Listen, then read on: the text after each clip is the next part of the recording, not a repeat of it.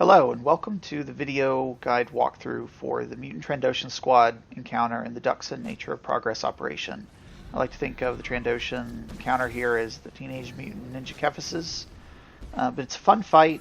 It's also a bit of a difficulty spike compared to the first three bosses, where for the most part, as long as the group stays together and you've got good heals, decent tanking, all that, you kind of don't have to follow mechanics super closely in the first three encounters, and you can kind of push your way through it. This fight is very much not the case. There are mechanics. You have to have a strategy. This is often the first boss that can be a little bit of a sticking point for groups, even in story mode when you're learning the fight. So we're going to go through this. It can be a little bit of a complicated fight, so we'll go through it as quickly as we can, try to help you understand everything that's going on, and talk about strategies. I should say up front, there are a variety of different approaches to how to handle this fight in story mode and hard mode, so I don't pretend that I'm going to cover every one, but hopefully I cover enough of them as well as the mechanics to let you either adopt one of those strategies or figure out a creative one of your own. Okay, so let's get into it. So before we look about layout and the map, and this encounter can be a bit confusing, let's just talk about each of the four bosses at a high level, and then we can talk about each of their mechanics. So going left to right, we start with Crius. Crius is down at the very beginning. He has fire-based attacks. He is the easiest and by and large the least dangerous of the four. He has, as you'll see, a long, narrow conal attack that you need to get out of that's easy to dodge. He has an angular conal fire attack that's relatively easy to dodge and doesn't do a ton of damage. And then he's got an AoE, which is annoying but doesn't do that much damage. Next is Sisyphus, the green one. He has acid-based attacks. He's also down at the beginning. We'll talk specifically about his mechanics, but he can be quite dangerous if you're not prepared. A minute into the fight, the next two are going to jump down. Continuing on, the blue guy is Cronus, who has ice-based attacks, and to my way of thinking is probably the most dangerous. And then last we've got Taitax, who has, I guess, ground or earth-based attacks. He deals a fair bit of single target damage, but he's most notable for having this stun and massive knockback. But he's relatively easy. The two that are the most dangerous here are Sisyphus and Cronus. So here's a map layout of the area using the mini-map. And there's a lot going on this chart, but hopefully it's helpful for folks who it's as helpful or more helpful to read as opposed to just being talked at. And we'll see it live here in a moment. So there's a lot going on, and the main thing you need to know is really the positioning elements here. There's some informational stuff here about the magnetic goo containers that's not super relevant for story mode, but the main thing you need to be aware of is really a couple things. One is at the top left is the tram terminal. It will not be active for the first minute of the fight, and it is the only way to kill the Trandoshans, because if you push them to 15%, they get a buff called Torpor. So then they stop moving and they start regenerating health, and they gain massive damage resistance that you can't burn through it given how quickly they regen health. So the idea is to kite whichever boss or bosses you're ready to kill to move them into the tram track area, push them to 15%, and then summon the train. It's important to note that in story mode, you can wait to hit the train to summon the tram until after you push a boss. That's not the case in hard mode. In hard mode, you have to summon the train early. You don't have to do that. In fact, you probably shouldn't do that in story mode. The other thing to note is, as we'll see, the tram tracks fencing, which is the blue line kind of rails that we'll see in a moment, is effectively a wall. So if you cannot attack a boss that is LOS'd by those, if they're on the tracks and you're on the other side, you can't attack them through it. You can't heal a target through it. So positioning an LOS is a little tricky when you deal with the tracks. The other thing to be aware of is the drop-down position. The bosses Cronus and Taitax jump down. They're actually a little further apart than this graphic, but this was easier to get the text where I wanted it. But that's their approximate positioning. If you are a tank or a player that's responsible for picking up one of those guys, it is important to be familiar with where they jump down so that you know where to look to grab them, because once they jump down and get loose, then it can be very, very chaotic. Bottom left, the high voltage line, stay away from that. The mutagenic goo containers I mentioned, those are super important in hard mode. Just know that they are there, and if you get hit by Taitax into one of those, that's what causes like these big green AoE puddles. You don't have to use them at all in story mode, but just kind of as an FYI. Okay, so let's start talking about the mechanics of each boss one at a time. Okay, so let's start with Crius. He's the easiest, he's the simplest. As we'll talk about under strategy, it's not uncommon for a strategy to have a DWT, a DPS with taunt, or even a ranged DPS to hold aggro on Crius. Some strategies will want to burn him down first, because he has significantly less health than Sisyphus. Others will leave him to last because he's the least dangerous. He has a couple attacks. You've seen some of them already. He's got his big AoE. You saw his fire conal, and then he's got his long narrow conal. So those are all of his mechanics. You just move out of the way of the conals. The AoE does some damage, but if you're a tank, it's really nothing to worry about. If you are a DPS with taunt, if you can get out of it, it's a good idea to do so. If you're a ranged DPS that's kiting him, obviously you should be able to get out of that more often than not. But he's just not that dangerous a boss. And again, here in this example, we're pushing him first, so we're pushing him to 15%, and then he stops moving and we're done. So again, Crius is easy. Okay, so now let's talk about Sisyphus. Sisyphus has a lot more health, so if you're going to burn him down first, it's going to be relatively unlikely that you'll be able to do so before the other bosses come down. You may have seen a second ago when talking about Crius, we actually pushed him to 15% just before the other bosses came down. You may have also noticed that we kind of stopped DPS at a certain point once we got him into kind of the 30s or so, because it's easy to push Crius too fast. It's difficult to push Sisyphus in time, which means if you decide you want to push Sisyphus first, which is what we're going to do in this particular example, then you're not going to be able to push him before the others come down, which means you're going to need to have a strategy to deal with all four of them at once for a short time. Now, the main thing for Sisyphus, he has this caustic bloom attack that puts this debuff on everyone that causes them to take some damage. He's got the main thing is his venom synthesis attack and buff, which if you look at his buff bar, it's tough to see based on my raid frames. He's got a stacking buff. Every time he gets to 10 stacks in story mode, he drops one of those acid puddles and he puts a similar debuff on the tank. Here it's Shoshara. That's a dot that ticks for a lot of damage, and that needs to be cleansed immediately. So here's just a quick close-up of a raid frames, just so you get a good look at that debuff. If you're a healer, it's going to be really important to be aware of that. You can either track it by focus targeting Sisyphus and keeping an eye on his stacks of venom synthesis, or visually you can look for an acid puddle. Every time an acid puddle goes on the ground, the tank or whoever has aggro on Sisyphus is going to need a cleanse. Or you can watch the raid frame. Here you see Shara got a stack of the venom synthesis, the little green hand holding a dagger stack. That's got to be cleansed. It ticks for very, very high damage, and accounts for a lot of the damage a tank will take from holding Sisyphus, assuming that they're able to quickly get out of that acid puddle. So be on the lookout for that. Make sure to cleanse it immediately as soon as that happens. Okay, so here's just a little more of a look at Sisyphus from the tank's perspective. So again, you'll see here, you can see he has one stack of venom synthesis on his bar right before we pull. That's going to build and build and build and build and build, and when it gets to 10, it resets.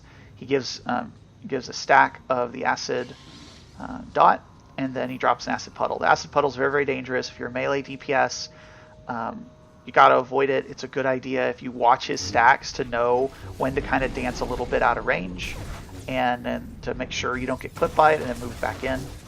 Another thing to note about Sisyphus, Taitax, and Cronus, so every boss but Crius, if you are the one with aggro and you move too far away from them, they will pull you back in. So when you're kiting these guys, you got to kind of inch them along. So here Sisyphus is at 8 stacks, he's at 9 stacks, and here he hits 10, and then here in just a moment there's the acid puddle and I've got the dot, and now I need a cleanse. And that's really it for Sisyphus. He deals quite a bit of damage. If you push him first, it can be really, really helpful because it's very difficult for a DWT to hold Sisyphus because of the damage from the dot and the puddle and then his single target damage. But some strategies would say it's better to get him off the board first, because with really high DPS, it's not uncommon to be able to get him relatively low when the other two come down, and then you just kind of have a DPS or a DWT hold Crius.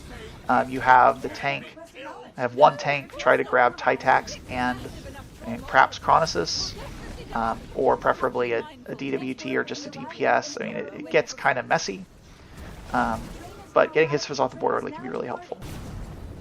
Okay, so now let's talk about Taitax. I know that's slightly out of order, but he's the easier one.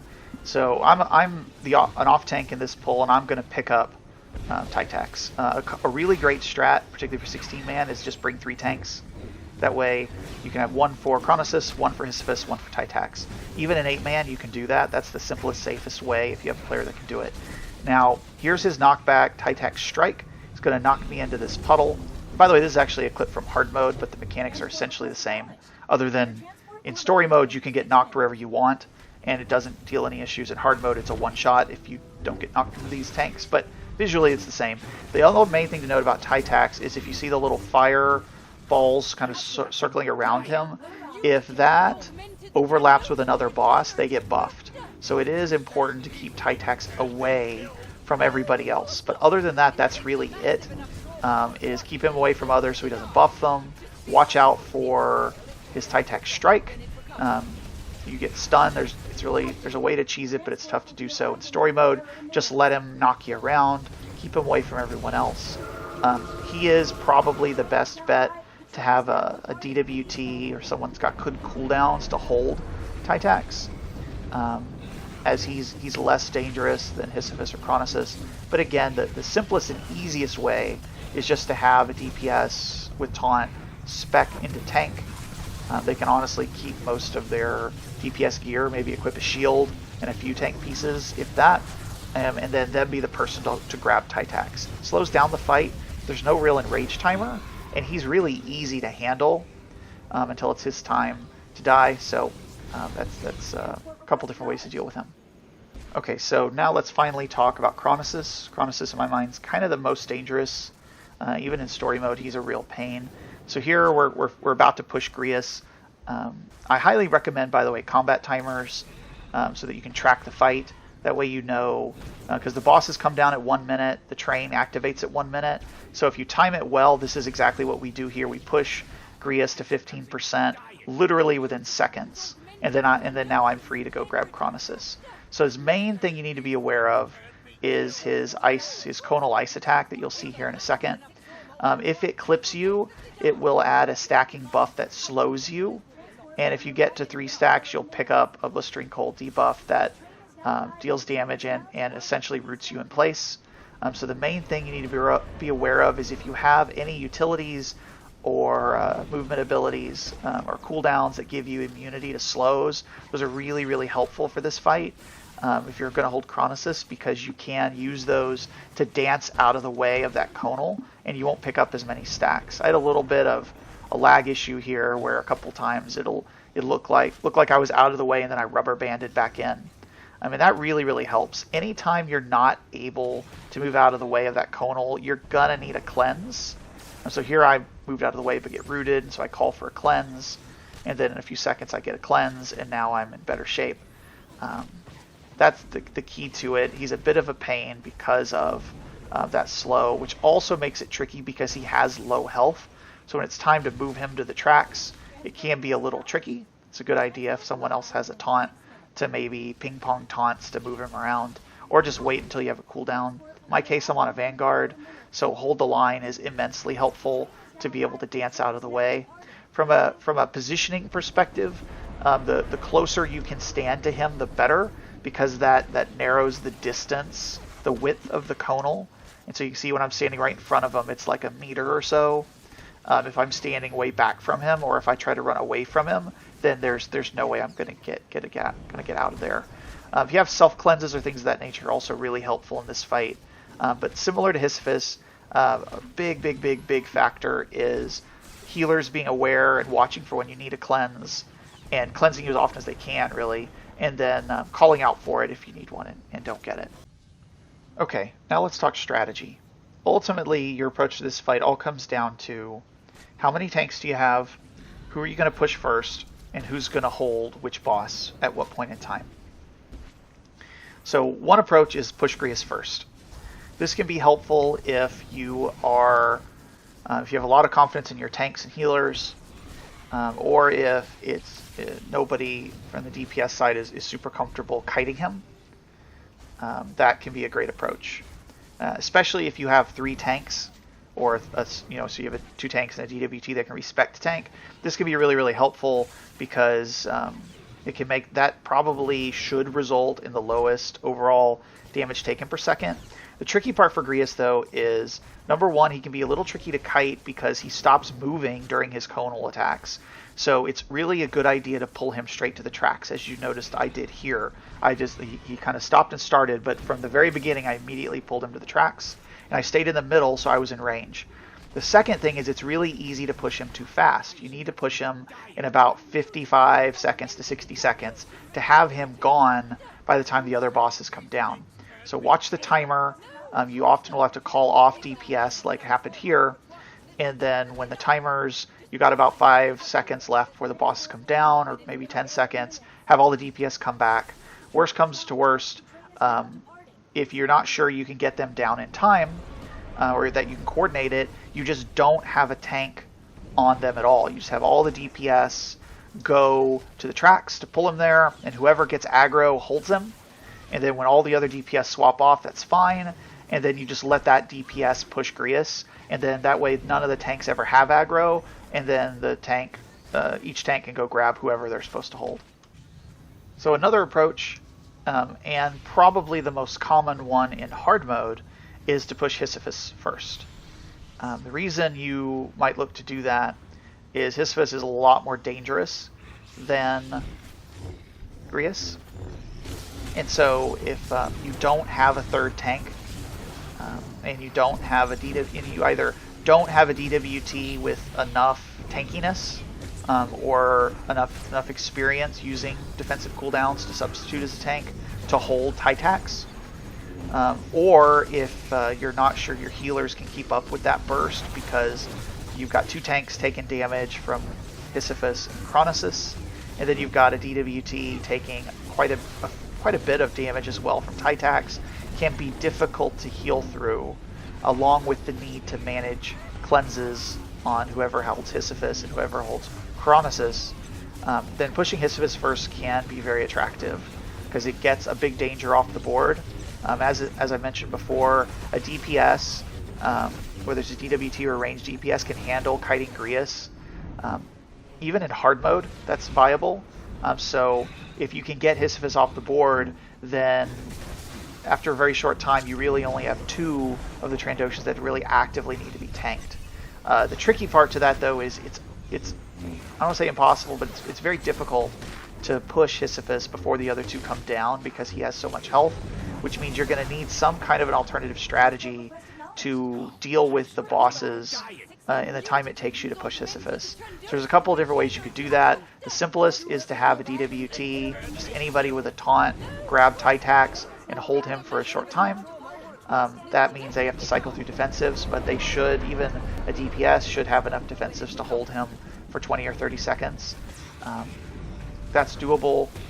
You can have the tank that has Cronus hold both, but that's really dangerous because Taitax will buff Cronus, and Cronus tends to root you in place, which is a problem. So like you could do that, but you're going to need to cycle through a bunch of your defensives very quickly, and you'll only be able to do that for a short time.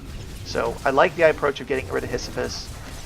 It simplifies it, albeit makes that push phase right after the other 2 come down a bit trickier. Okay, so we've talked about pushing Crius first, talked about pushing Sisyphus first. What other considerations are there? Well, one is who are you going to push next? And so If you're pushing Crius first, you're probably going to have your DPS swap onto Sisyphus before the other two come down. If that's the case, it probably makes the most sense to push Sisyphus next. Although Sisyphus still may have more health when the other two come down than Cronus does at full health. So one viable option is to push Crius, then just keep pushing Sisyphus until he's done, and then at that point, once you've killed two, it's always going to be ideal to push the last two together. The reason we suggest doing that is every time you kill a boss, the others get a stack of a buff that gives them an extra 20% damage, so they become more and more dangerous. And so instead of having to push the third one and then deal with the fourth one when it is yet more dangerous, it's easier to just push them together. Again, if you push Crius first, you can push Sisyphus, or alternative strategies, you can just push Cronus. So you get damage on Sisyphus, and then as soon as Cronus is down, you pull Cronus straight to the tracks, push him next. Personally, I kind of like that approach because tanking Sisyphus isn't that bad once the tank and the healers are comfortable and familiar with the need for cleanses on the dot. Cronus is really just a pain no matter what, so that's a viable approach. If you're pushing Sisyphus first, then I would strongly suggest that you kill Cronus next, because he can be burned relatively quickly, which means if you push push Sisyphus first, then what's going to happen is all four are going to come down. Sisyphus is going to be somewhere between 30 and 50%. You pull Sisyphus to the tracks, burn him to 15. You have to have a tank holding Cronus, either a tank or DWT holding Taitax, and then a tank, or more probably a ranged DPS or DWT holding Crius, just kind of kiting him around. And then you push Sisyphus, then you pull Cronus and burn him down, which will take about, depending on your DPS, anywhere from about 35 to 55 seconds probably. And then you're back to just Taitax and Crius. Either way, what you should experience is after the first two bosses are down, this fight gets way easier, because especially if you're approaching this with only two tanks and you're not having anyone respec to tank, then it'll just get a lot more manageable. Particularly if those last two are Taitax and Crius, it really becomes kind of just a tank and spank snooze fest at that point. So again, lots of different strategies. You kind of have to work out what's best for you. If you have a third, if you can get a third tank, either in 16-man, the DPS check's pretty easy, just bring a third tank. Or more conveniently, if you have a DWT that can respec to tank, that is probably the easiest way to handle this fight, because then you can either push Crius first and then you have one tank per boss, or have a ranged DPS or DWT kite Crius, and then have, again, one tank for the three bosses that matter. That's really it. And one last thing, just to remind everyone, is it's super important. It's super important to remind everybody, especially your DPS, to watch the boss's health. Some of these bosses can be tricky to kite. Crius stops moving at times. The others, if you pull them too far too fast, they will pull you back. So moving them is not always easy to get them onto the tracks.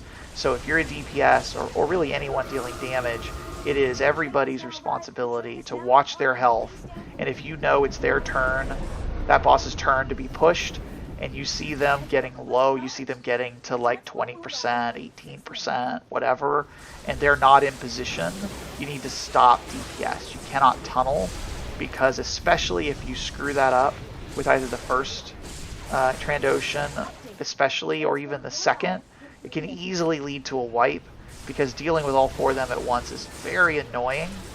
And so it's important to get the first two down as quickly as you can. So everyone's just got to pay attention, be coordinated. This is a really fun fight, because it really does require a lot of coordination, and I think it's cool that there's multiple approaches depending on your group composition and your strengths and weaknesses. So anyway, I hope this is helpful. Good luck in Dxun. It's a really, really fun operation. If you haven't yet, I do recommend standing on the tracks and getting the experience of seeing the tram come in. A lot of fun. But anyway, good luck. Thanks. Bye.